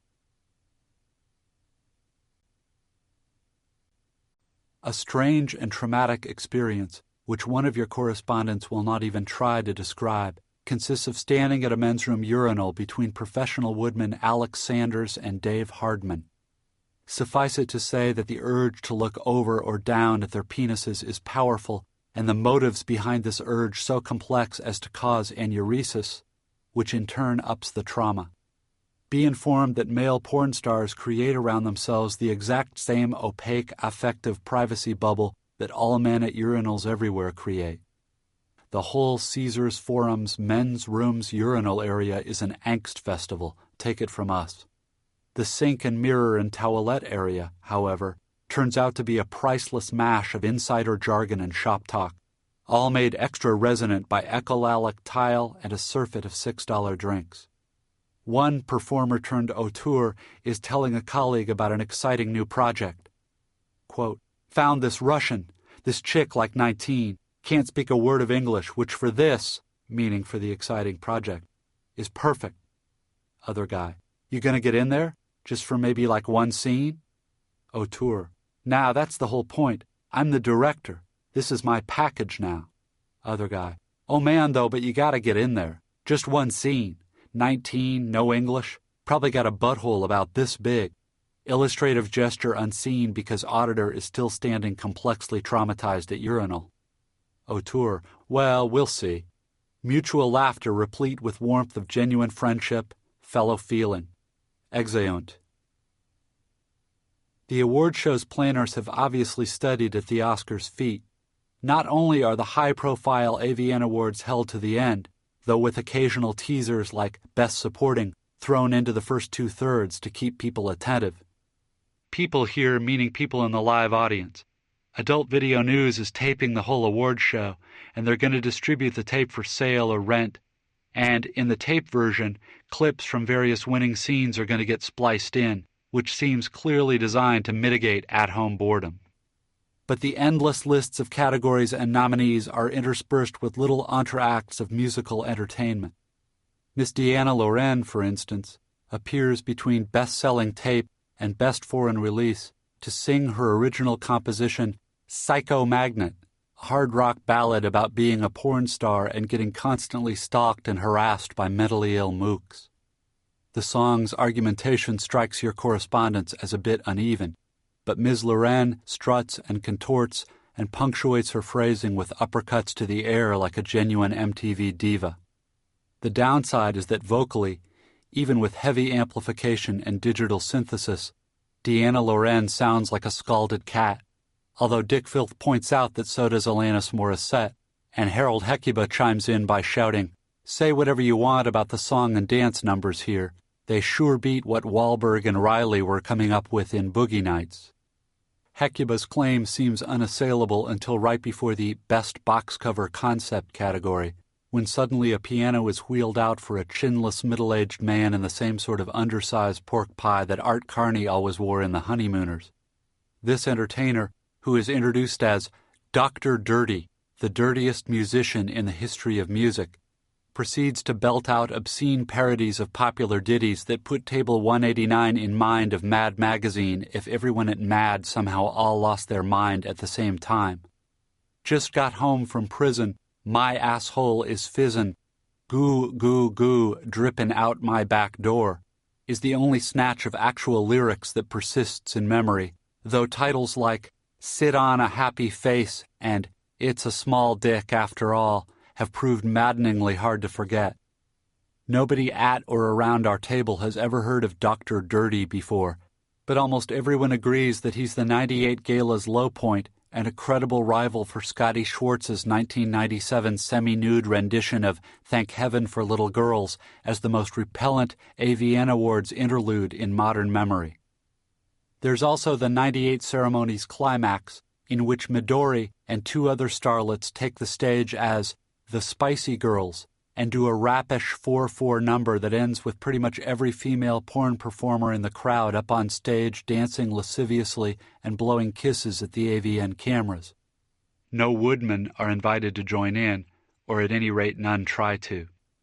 This climactic distaff shindig apparently caps the awards every year. Something else happens every year. It's never part of AVN's videotape of the gala, but it's a tradition that finally explains why the ballroom's poor waiters are willing to spend 5 hours enduring beverage abuse and scuttling around to find change. After the award show is over and the lights go up, some of the starlets always pose for obscene snapshots with the forum's waiters.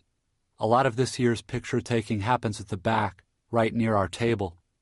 One waiter stands with his arm around the shoulders of Leanna Hart, who pulls down the starboard side of her strapless taffeta and allows the waiter to cup her right breast, while Table 189's own personal waiter, whom Dick Filth is still hectoring for $13 in alleged Grand Marnier change, snaps the photo.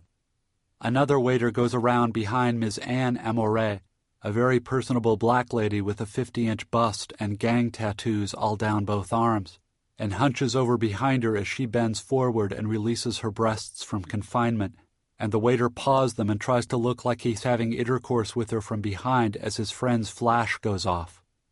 What the waiters are going to do with these photos is unguessable, but they're visibly thrilled, and the starlets are patient and obliging with them in the same dreamy, distant way that they were with the mooks at the Adult CES.